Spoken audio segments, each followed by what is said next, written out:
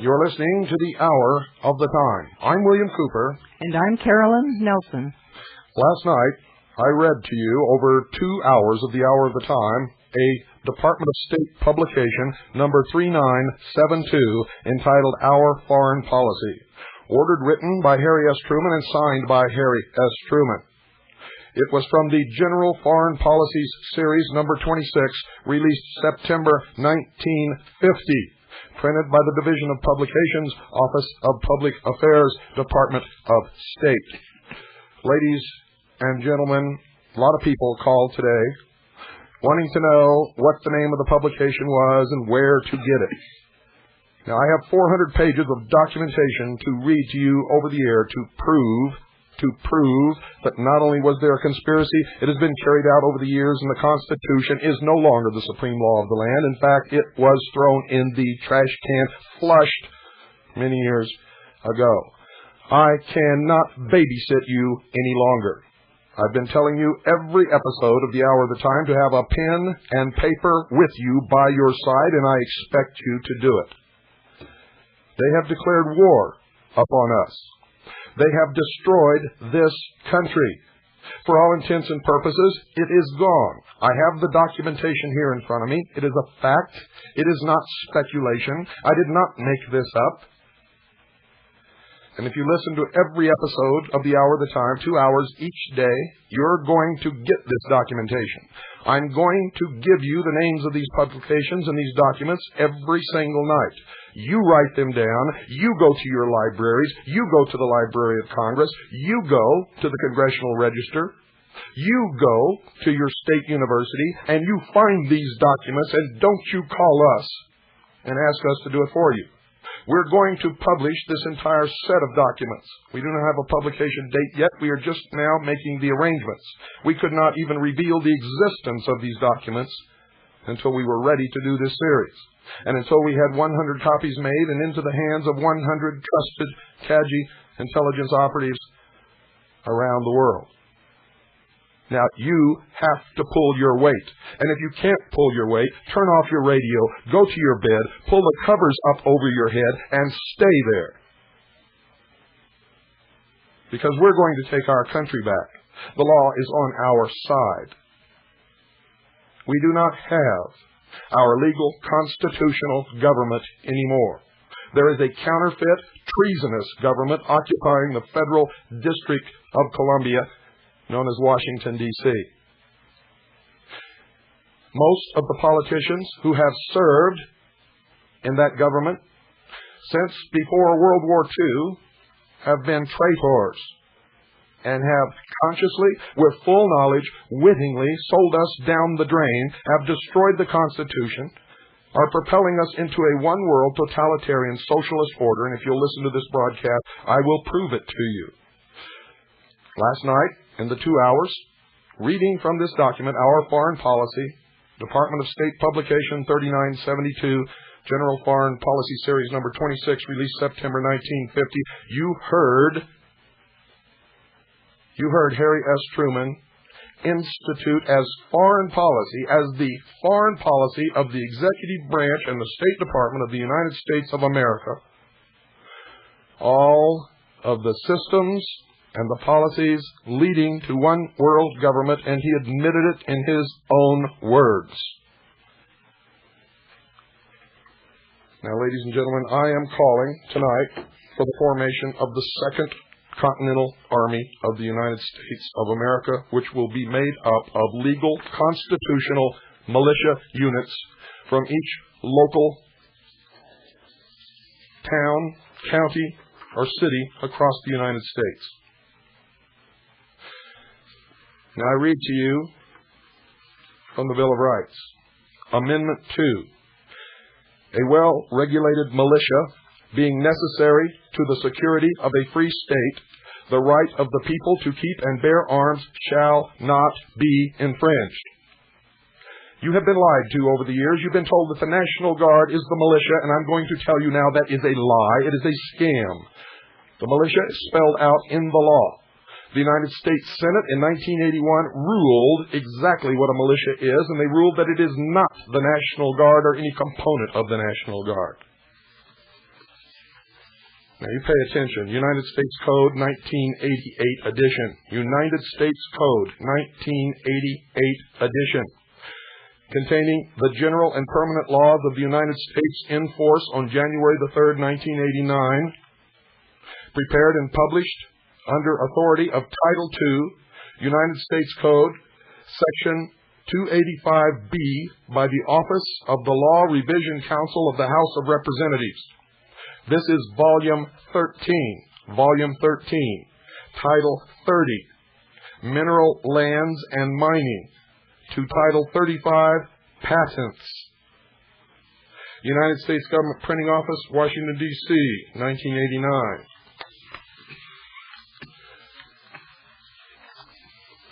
I quote, on page 635, ladies and gentlemen, page 635, subsection 312, subsection 313. That's subsection 313. Appointments and enlistment age limitations. To be eligible for original enlistment in the National Guard, a person must be at least 17 years of age and under 45, or under 64 years of age, and a former member of the regular Army, regular Navy, regular Air Force, or regular Marine Corps. To be eligible for reenlistment, a person must be under 64 years of age. To be eligible for appointment as an officer of the National Guard, a person must, 1, be a citizen of the United States, and 2, be at least 18 years of age and under 64. Now I read for the United States Code 1988 edition, containing the general and permanent laws of the United States in force on January 3rd, 1989. Prepared and published under authority of Title II, United States Code, Section 285B, by the Office of the Law Revision Council of the House of Representatives, Volume 3. This is Volume 3, Title 10, Armed Forces. United States Government Printing Office, Washington, 1989. I read to you from page 95, under Title 10, Armed Forces, Chapter 13, the Militia, Section 311, Militia Composition and Classes, Section 312, Militia Duty Exemptions, Section 311, Militia Composition and Classes. Listen carefully. A. The militia of the United States consists of all able-bodied males, at least 17 years of age, and, except as provided in Section 313 of Title 32, under 45 years of age, who are, or who have made a declaration of intention to become citizens of the United States, and of female citizens of the United States who are commissioned officers of the National Guard. B. The classes of the militia are: 1. The organized militia, which consists of the National Guard and the Naval Militia, and number 2, this is what is most important to all of you listening, the unorganized militia, which consists of the members of the militia who are not members of the National Guard or the Naval Militia. And ladies and gentlemen, that is you. It specifically states in the law, the militia of the United States consists of all able-bodied males, at least 17 years of age, and except as provided in Section 313 of Title 32, under 45 years of age, who are or who have made a declaration of intention to become citizens of the United States. female citizens of the United States who are commissioned officers of the National Guard. That's under the law. If you're a female, you want to be a part of our militia, we'll take you anyway. Because the Constitution has a totally different definition. But I wanted to make sure that you know that formation of a militia unit in your town is not illegal. All able-bodied males between 17 years and 45 years of age are considered to be the militia. Understand that. Form your unorganized militia units now. Do not accept anyone into your small unit who you have not known for many years. Do not accept anyone into your militia unit who is or has worked for the United States government to the point of retirement. If they're accepting a retirement check from the United States government, tell them, I'm sorry, but we cannot accept you in our particular militia unit. Do not accept anyone who has served as an officer in the armed forces of the United States of America unless they have publicly resigned their commission and it has been accepted by the United States government. If you do, they can be recalled at any time in secret and can betray you at any time. Now, you're going to have to use a lot of common sense, folks. Do not institute any hostilities whatsoever. Do not commit any illegal or criminal acts whatsoever. Do not even allow anyone in your militia group to even give the appearance that any criminal act has been perpetrated or that any laws have been broken. If this illegal,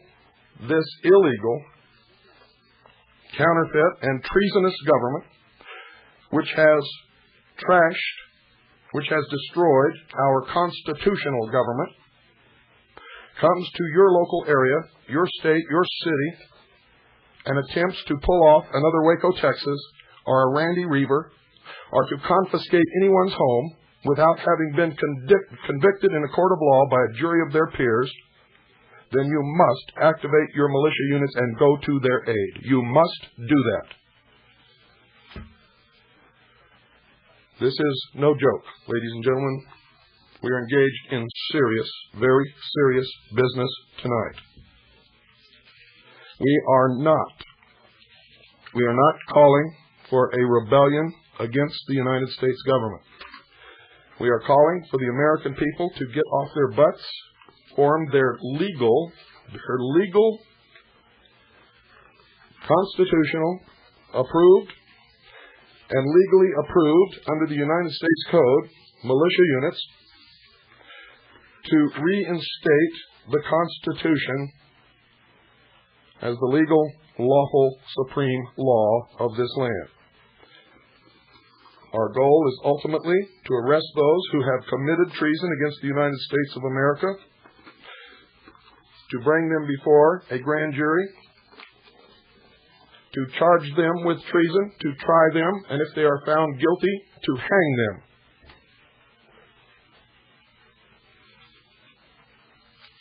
They declared war upon us. Our legal and lawful right to reinstate our legal and lawful constitutional government is undisputed, has been laid out in the ideals and principles of our founding fathers, is spelled out verbatim in the Declaration of Independence, and has been understood as an unwritten law of the land since the inception of this nation. And we intend to exercise our rights. From this moment on, this radio broadcast will be the voice of the real American people, the real constitutional government of the United States of America. And we will not shirk our duties here. We expect you not to shirk your duties wherever you may be.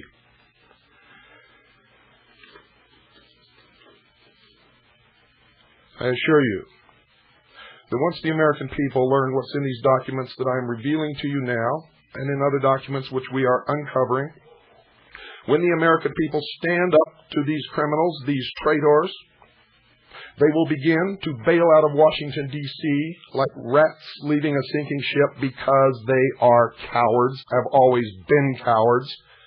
And that's why they have engaged in this sneaky, lying, deceptive, cowardly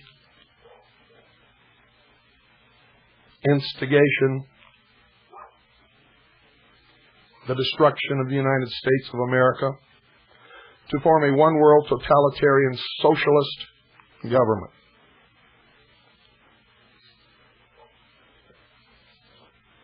You want to know why public officials are voting to take away your firearms?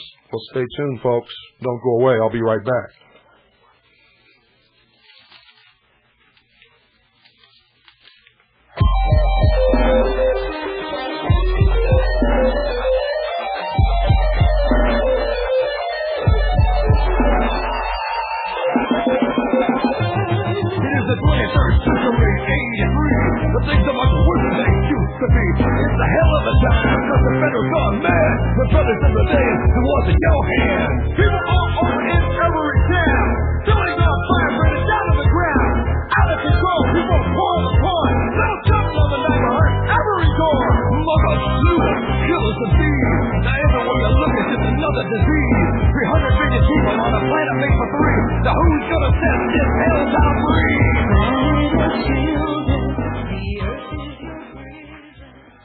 Ladies and gentlemen, if you want to know why public officials are voting to take away your firearms, first research their history.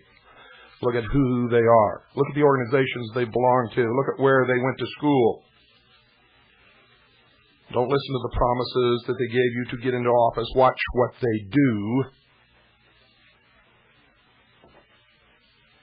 And go to your local library. No matter where you live in the United States, tell the librarian to show you where the United States code books are shelved. There are 25 books in the set, folks. They are reddish brown in color. They are printed by the government printing office in Washington, D.C.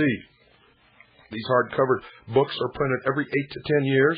They are updated with annual softback supplements each year until a new hardcover issue comes out. At the present time, the 1989 United States code books are on the shelf. The 1989. You want, ladies and gentlemen, you want Public Law 87-297. Public Law 87-297. That's entitled 22 United States Code Section 2551.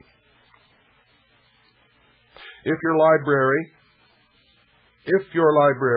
has the 1982 edition, which some libraries still do, go to Volume 9. Volume 9. You'll find it on page 554. Here you will find Public Law 87-297, which calls for the United States to eliminate its armed forces. This law was signed for the United States in 1961. John Fitzgerald Kennedy signed it, and every president since has worked to enact its provisions. The government knows you will not approve, which is why they want to take away your firearms before you find out that it's already been done. Already been done. The Brady Bill is a scam. All this firearms legislation that they are introducing is a scam. It's already been done. The Secretary of the Treasury, all he has to do is sign his name to a document, and it's all over. All over. What they're doing now is trying to garner a public consensus of support so that they will not be found out and hung as the traitors that they are. Then turn to page 555, and remember this is only in the 1982 edition. Here you will find the definition of what the government means by disarmament. You can find it on the lower right-hand side of the page. The disarmament calls for the elimination of our armed forces. It also calls for the elimination of weapons of all kinds. This is Title 22, United States Code, Section 2552, Subtitle A. Then turn to page 557. Here you will find it stated in Item A, control, reduction, and elimination of armed forces. And as item D, elimination of armed forces. These traitors in Washington have been operating in concert with the Soviet Union to bring about a one-world government. The collapse of the Soviet Union was from the top down and not from the cries of the people and is part of a well-orchestrated plan. What you need to know is that your armed forces are being eliminated from national control, which in turn wipes out our sovereignty as a nation. It's already been done on paper. It must be done with the public approval. In 2 stages, we shall have no more Army, no more Navy, and no more Air Force. In the 3rd stage, we will have a zero military. Before stage 1 closes, all citizen-owned guns will be banned. Actually, that's after stage 2, folks. We are in the 2nd year, ladies and gentlemen, of stage 2. Public Law 87-297 is further explained in the State Department document called Publication 7277. Your librarian can also furnish you a copy, or could, until they found out what we were doing, and now we have run a check, and we can only find that publication in 2 libraries in the entire country. It has been removed. I'm not going to tell you which libraries, because I don't think they know it's there. And I don't want to give it away. If you are diligent in your search, you will find it. If not, we will furnish you with a copy when these documents are published.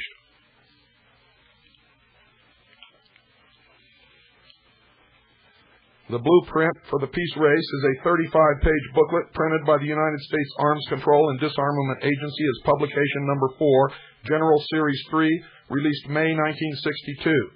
Publication number 4 is the unabridged version of State Department Document 7277, and we will read both of these documents to you over the air during this series. Both of these booklets explain how our military is to be reduced to 2.1 million men. China and the Soviets are to reduce to that level also, and are in the process of doing it. At this point, we are in stage 1, at which time we are to transfer on a permanent basis 1/2 of our armed forces to be merged with the Russian and Chinese armies. In stage 2, the remaining 1/2 of our armed forces is then turned over to the same Security Council of the United Nations. The person in charge of the merged armies must, by prior agreement, always be a Russian. We will document that later in the series. The world's smaller nations turn 100% of their armies over to the same Undersecretary of the Security Council in Stage 2. President George Bush and Admiral William J. Crowe refer to this process as being in transition. The exchange of officers between the Russian and what used to be Soviet bloc countries and the United States military has been taking place for some time.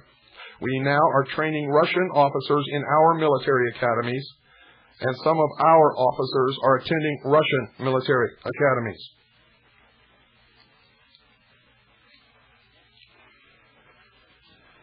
This plan was implemented a long time ago, ladies and gentlemen. The law has been amended several times. People read about this in my book and sent me letters. In the letters they say, oh yeah, but everybody got mad and they made an amendment to the law that said that nothing in this law is construed to mean that they're going to take guns away from the American citizens. Well, tonight I'm going to read you what that really says, and then you're going to show what they did after that. Because it says, except under the law or under a treaty. And both of those have been accomplished. United States Code 1988 edition, you will find this law, as it has been amended, containing the general and permanent laws of the United States in force on January the 3rd, 1989. Prepared and published under authority of Title II, United States Code, Section 285B, by the Office of the Law Revision Council of the House of Representatives. Volume 9, Title 22, Foreign Relations and Intercourse, to Title 25, Indians. United States Government Printing Office, Washington, 1989.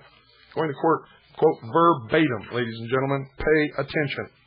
Subchapter 1, General Provisions. Section 2551, Congressional Statement of Purpose. Listen to this lie.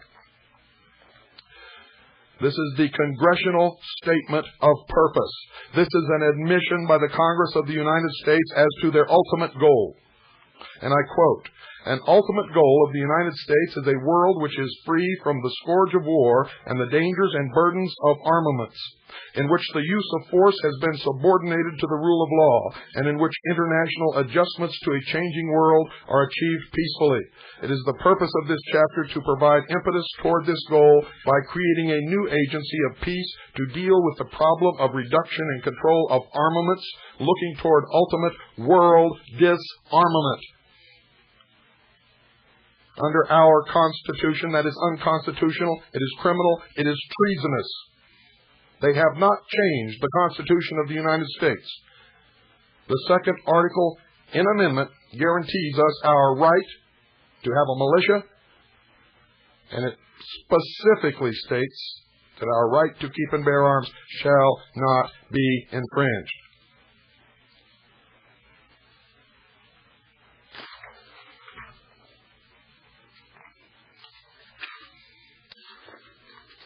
Pay attention. Title 22, Foreign Relations and Intercourse, page 652, same volume. Public Law 87-297, Title 1. Definitions as used in this chapter. A. The terms arms control and disarmament mean the identification, verification, inspection, limitation, control, and reduction or elimination of armed forces and armaments of all kinds under international agreement, including the necessary steps taken under such an agreement to establish an effective system of international control or to create and strengthen international organizations for the maintenance of peace. Public Law 87-297, Title 1, Subsection 3, September 26, 1961. Statute 631, Subchapter 2, Organization. United States Arms Control and Disarmament Agency. There is established an agency to be known as the United States Arms Control and Disarmament Agency.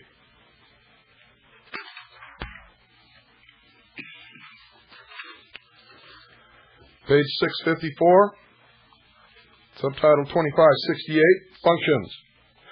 The Director is authorized and directed to exercise his powers in such manner as to ensure the acquisition of a fund of theoretical and practical knowledge concerning disarmament.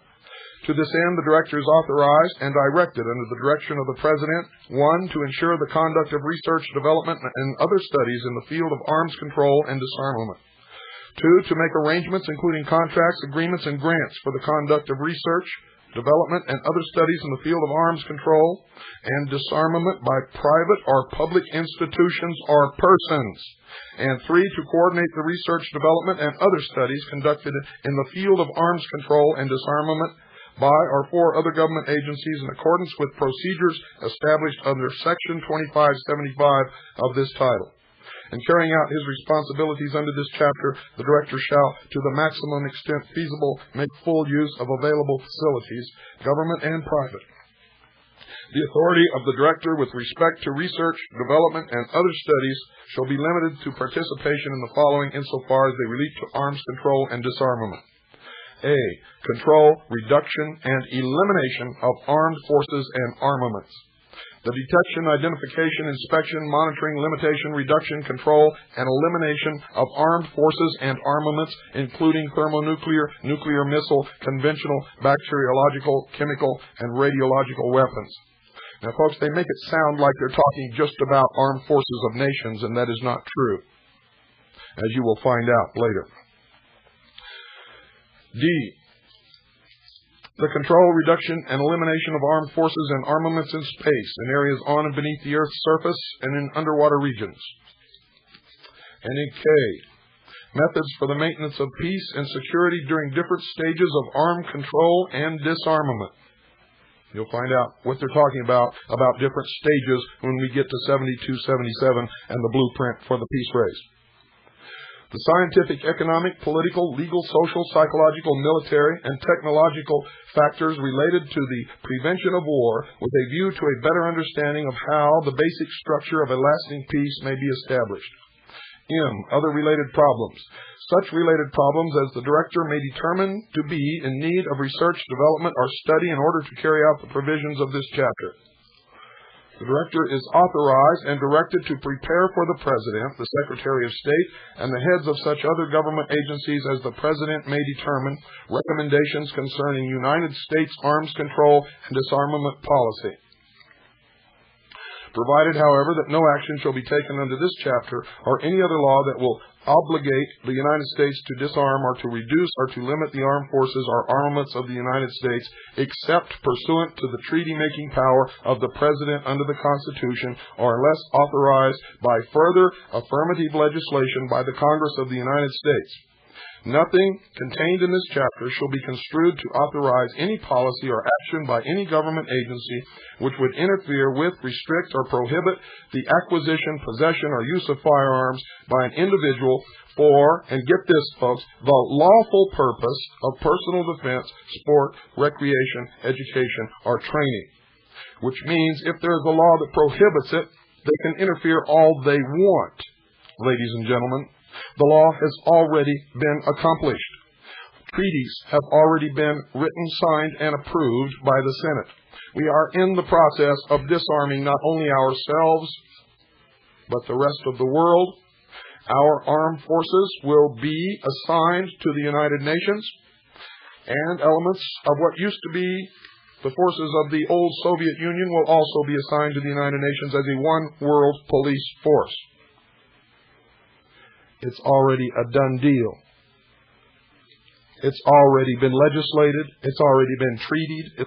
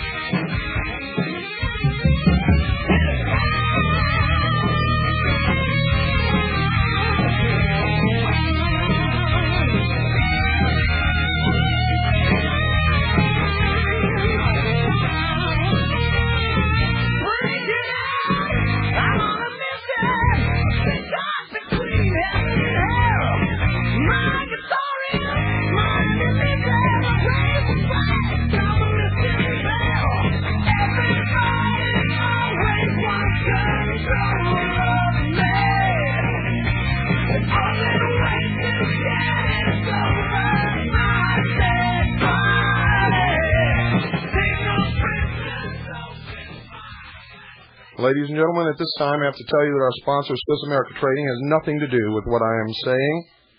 And quite frankly, I don't even know if he knows that I'm doing it. So we may not even have a sponsor after he finds out. However, I'm sure that he does know because he listens to this program, and so does everybody else at Swiss America Trading. What's coming is not going to be fun. It's not going to be pretty. And no matter what happens, ladies and gentlemen, if we are destroyed with a stroke of a sword overnight, you're still going to be slaves in a totalitarian socialist New World Order. If nothing happens, you're still going to be slaves in a totalitarian socialist New World Order. You're going to see the devaluation of the dollar to a degree that you've never dreamed possible. You're going to see the elimination of the middle class, which is the real goal of NAFTA and GATT.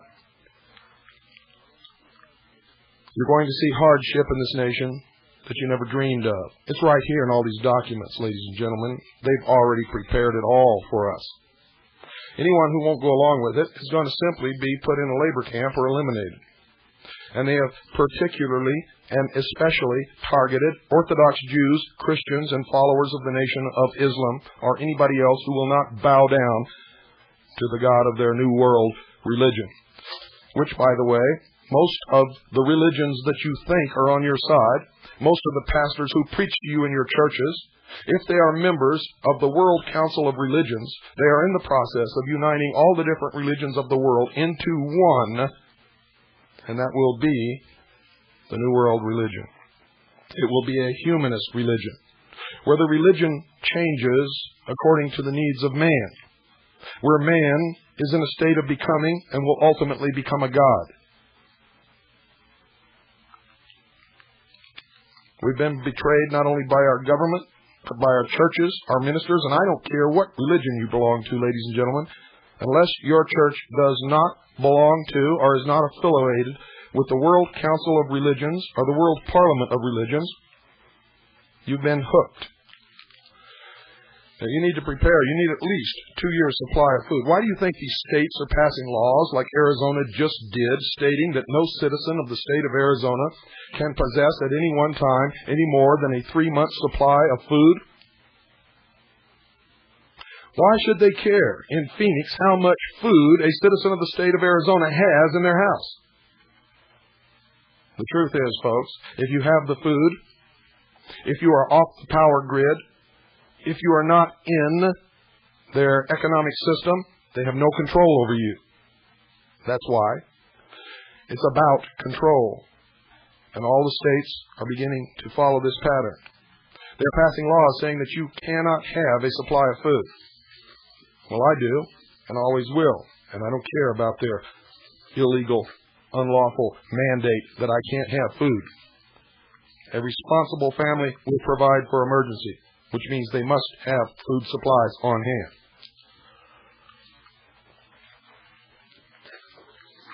Call Swiss America Trading, folks. You need to talk to them about getting something that is recognized universally as money.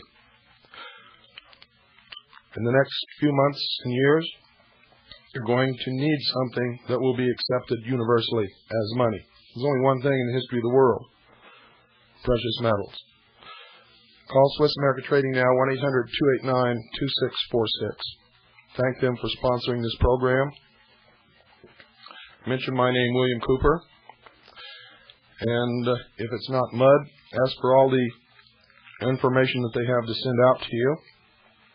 And then talk to them about what you can do with some of your assets, or all of your assets, whatever your choice is, to help protect you in what's coming. And it is coming, folks, as you're going to find out, as these programs continue to be aired until they kick me off the air or haul me off to some dungeon somewhere. I'm going to read them all to you. So don't go away. Don't go away, folks. I'll be right back.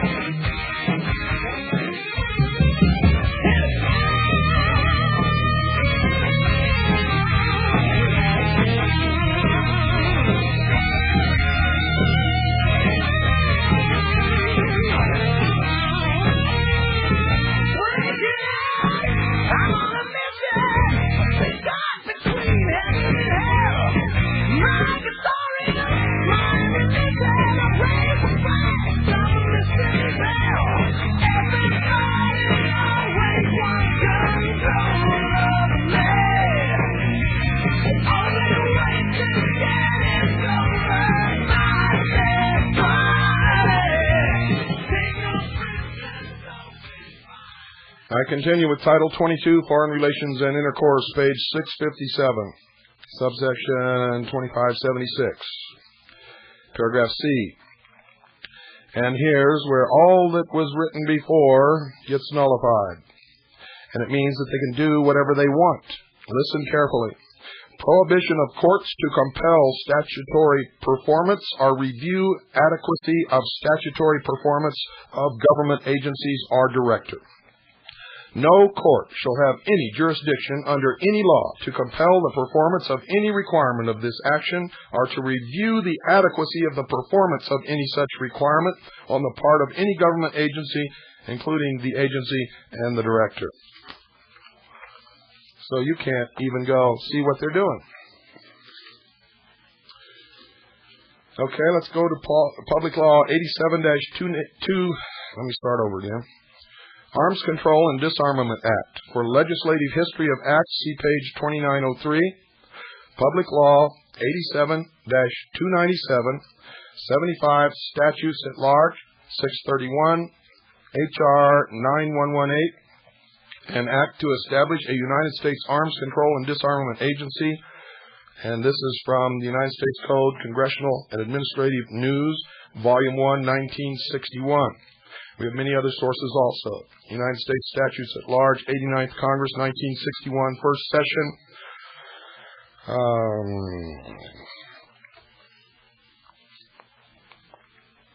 Excuse me. I'm still fighting this throat, folks. I'm forcing my voice over here, and I just hope it lasts. Title 1, Short Title, Purpose and Definitions. Short Title, Section 1. This act may be cited as the Arms Control and Disarmament Act. Purpose. Section 2.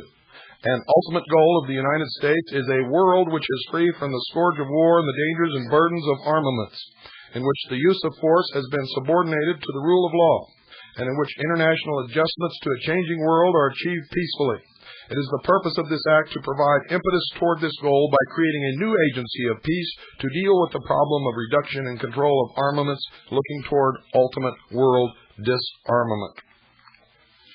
And it goes on to repeat the law verbatim, just as I have previously read it to you. It's just another source. This is Public Law 87-297, Laws of the 87th Congress, First Session. Definitions. Section 8, as used in this act. The terms arms control and disarmament means the identification, verification, inspection, limitation, control, reduction, elimination of armed forces and armaments of all kinds under international agreement, including the necessary steps taken under such an agreement to establish an effective system of international control or to create and strengthen international organizations for the maintenance of peace. Title II, Organization, United States Arms Control and Disarmament Agency, Section 21. There is hereby established an agency to be known as the United States Arms Control and Disarmament Agency. The director shall be paid $22,500 per annum. A deputy director shall be paid $21,500 per annum. Assistant director, and his salary is listed as $20,000 per annum. The director, under the direction of the Secretary of State, may establish within the agency such bureaus, offices, and divisions as he may determine to be necessary to discharge his responsibilities under this Act, including but not limited to an office of the General Counsel. And it goes into the same articles on research, etc. September 26th, Public Law 87-297, Laws of the 87th Congress, First Session, page 710.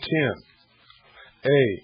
The detection, identification, inspection, monitoring, limitation, reduction, control, and elimination of armed forces and armaments, including thermonuclear, nuclear missile, conventional, bacteriological, chemical, and radiological weapons. Your weapons fall under conventional.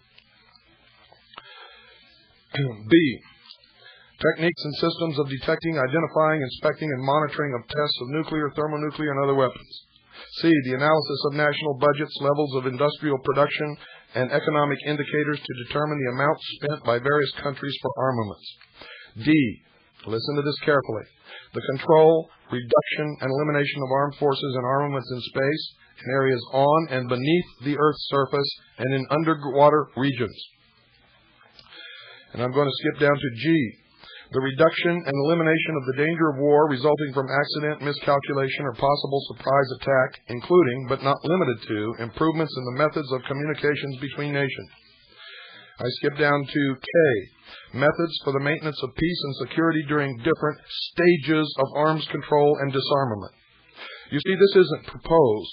They already have stages decided upon, folks. We're in stage 2. Under paragraph L, the scientific, economic, political, legal, social, psychological, military, and technological factors related to the prevention of war with a view to a better understanding of how the basic structure of a lasting peace may be established. M. Such related problems as the director may determine to be in need of research, development, or study in order to carry out the provisions of this Act. On page 711, under policy formation. The director is authorized and directed to prepare for the President, the Secretary of State, and the heads of such other government agencies as the President may determine recommendations concerning United States arms control and disarmament policy, provided, however, that no action shall be taken under this or any other law that will obligate the United States to disarm or to reduce or to limit the armed forces or armaments of the United States. And this is the catch. You see, that makes you feel secure, doesn't it? Well, listen to this, people. Except pursuant to the treaty-making power of the President under the Constitution or unless authorized by further affirmative legislation by the Congress of the United States. Now, when they wrote this, they know that the Constitution has been replaced. Let me say that again in case you don't know it yet, has been replaced by the United Nations Charter under the United Nations Treaty and the UN Participation Act, pushed through by Harry S. Truman, 33rd degree Freemason, who was the Grand Master of the Grand Lodge of Missouri, of the Scottish Rite of Freemasonry Southern Jurisdiction. So when they say under the Constitution, they really mean under the United Nations Charter. And when they say are unless authorized by further affirmative legislation, ladies and gentlemen, that legislation has been passed, and we will read it to you when it comes up to the top of the pile. We go now to page 712.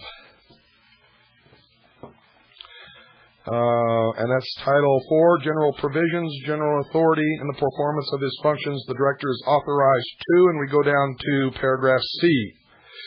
Enter into agreements with other government agencies, including the military departments through the Secretary of Defense, under which officers or employees of such agencies may be detailed to the agency for the performance of service pursuant to this Act, without prejudice to the status or advancement of such officers or employees within their own agencies. D. Procure services of experts and consultants or organizations thereof, including stenographic reporting services as authorized by Section 15 of the Act of August 2, 1946, 5 United States Code 55A, at rates not to exceed $100 per diem for individuals, and to pay in connection therewith travel expenses of individuals, including transportation and per diem in lieu of subsistence, while away from their homes or regular places of business, as authorized by Section 5 of said Act, as amended by 5 United States Code 73B. I skip over to contracts or expenditures, Section 43. The President may in advance exempt actions of the Director from the provisions of law relating to contracts or expenditures of government funds whenever he determines that such action is essential in the interest of United States arms control and disarmament and security policy. So right there, folks, you know they're doing something pretty sneaky because they're exempted from the law of contracts or accountability. Page 714, under security requirements. They're supposed to be working for disarmament. What's to hide there, folks? Security requirements, Section 45A. The Director shall establish such security and loyalty requirements, restrictions, and safeguards as he deems necessary in the interest of the national security and to carry out the provisions of this Act. The Director shall arrange with the Civil Service Commission for the conduct of full field background security and loyalty investigations of all the agency's officers, employees, consultants, persons detailed from other government agencies, members of its General Advisory Committee, advisory boards, contractors and subcontractors, and their officers and employees, actual or prospective. In the event the investigation discloses information indicating that the person investigated may become a security risk or may be of doubtful loyalty, the report of the investigation shall be turned over to the Federal Bureau of Investigation for a full field investigation. The final results of all such investigations shall be turned over to the Director for final determination. And I go all the way over to page 715, in the same, under security requirements. It says, the Atomic Energy Commission finds that the established personnel and other security procedures and standards of the agencies are adequate and in reasonable conformity to the standards established by the Atomic Energy Commission under Section 2165 of Title 42, including those for interim clearance in the subsection B thereof. Any individual granted access to such restricted data pursuant to this subsection may exchange such data with any individual who, A, is an officer or employee of the Department of Defense or any department or agency thereof, or a member of the Armed Forces, or an officer or employee of the National Aeronautics and Space Administration, or a contractor or subcontractor of any such department, agency, or armed force, or an officer or employee of any such contractor or subcontractor, and B, has been authorized to have access to restricted data under the provisions of Section 2163 or 2455 of Title 42. Now, what do they mean by all this, folks? What do they mean by loyalty? Loyalty to who? Loyalty to what? Well, you never know, folks, because later here you're going to find out that the director of the Disarmament Agency has been given, under the law, the authority to decide. And instead of stating the oath of all of these people are to take in the law, it merely says that the director of the Disarmament Agency shall determine what oath they shall take. And we've already tried to get a copy of the oath that they take, and we're denied. On page 716, appropriation. Section 49A, there are hereby authorized to be appropriated not to exceed $10 million to remain available until expended to carry out the purposes of this Act. Report to Congress, Section 50. The Director shall submit to the President for transmittal to the Congress not later than January 31st of each year a report concerning activities of the agency. Approved September 26, 1961.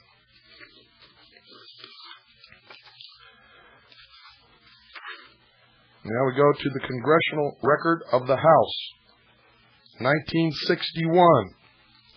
Page 20301.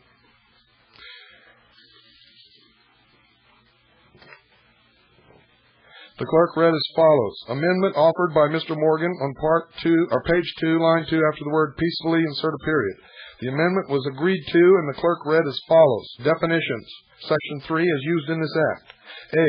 The term disarmament includes the control, elimination, reduction, limitation, inspection, verification, or identification of armed forces and armaments of all kinds under international agreement, including the necessary steps taken under such an agreement to establish an effective system of international control or to create and strengthen international organizations for the maintenance of peace. Mr. Quee. Mr. Chairman, I offer an amendment. The clerk read as follows. Amendment offered by Mr. Quee on page 3, line 12. Strike out the word elimination. The Chairman. The gentleman from Minnesota is recognized. Mr. Quee. Mr. Chairman, if we strike out the word elimination in line 12, the definition will read, A. The term disarmament includes the control, reduction, limitation, inspection, verification, or identification of armed forces and armaments of all kinds. I think it would be unwise, dangerous, and foolish to state in a bill that disarmament means the elimination of armed forces and armaments of all kinds. There would be nothing more dangerous for this country. There would be nothing more dangerous in the cause of world peace than to have any important country lay down its arms completely. There is no nation in the world today that is not dominated by another nation, that has eliminated its armed or its armed forces completely. You can see the way the people who have called themselves the non-committed nations in Belgrade look to a country like Russia that has great arms and who has talked and acted tough. I think that is why they talked mostly about colonialism but did not object strenuously to the testing of the atomic bomb by Russia or any of colonialistic and aggressive acts. You can imagine what would happen in case we, under an international agreement, eliminated all armed forces, even every soldier and all weapons whatsoever. All another nation would have to do would be to secretly have a few armed forces and a few devastating weapons, and immediately we would be unable to defend ourselves. Now that there are these new kinds of weapons, especially nuclear weapons. Quite a bit has been written on this subject. There could be arms control at a reasonable level with inspection and an identification of these weapons. Then, if in a sneaky way some country should add a few more troops, should add a few more weapons, it would be difficult for us to protect ourselves. It is just like some people want in this country for nobody to have any weapons at all. Should that happen in this country, we would find the police force unable to cope with the criminals, and the honest citizens unable to cope with the police force. We have to have an armed force, and under any international agency, I imagine not only would they have their own police force, but they would have access to the armed forces of those countries in the international agreement who are friendly to the cause in case of an aggression against a peaceful country. So I believe if we are to have a meaningful arms control, we should take out this word elimination and remove it from this bill. The argument continues, ladies and gentlemen, and the outcome is that it is not removed. It is not removed. And we only have a few more moments of this hour left. I'm going to continue this in the next hour at 9 p.m. Pacific, 10 p.m. Mountain, 11 Central, midnight Eastern Standard Time. If you'd like to call our research center and talk to someone, the telephone number is 602-333-5174. That's 602-333-5174. If you'd like to send us a fax, the number is 602-333-2174. That's for a fax. The fax line is 602-333-2174. If you'd like to write us a letter, send it to CAJI, C-A-J-I. That's CAJI, C-A-J-I. Post Office Box 1420. That's Post Office Box 1420. Sholo, spelled S-H-O-W-L-O-W, Arizona 85901. That's CAJI, C-A-J-I. Post Office Box 1420. Sholo, Arizona 85901. Just yesterday, ladies and gentlemen, Brother Stair's ship was confiscated. Confiscated by the United States government. He has been charged with illegally broadcasting without a license, which, ladies and gentlemen, he never did. You see, they never want him to get his ship out on the ocean so that he can broadcast a Christian message to the world. I knew he'd never make it, but I also knew nobody else really gives a damn. Good night, and God bless you all.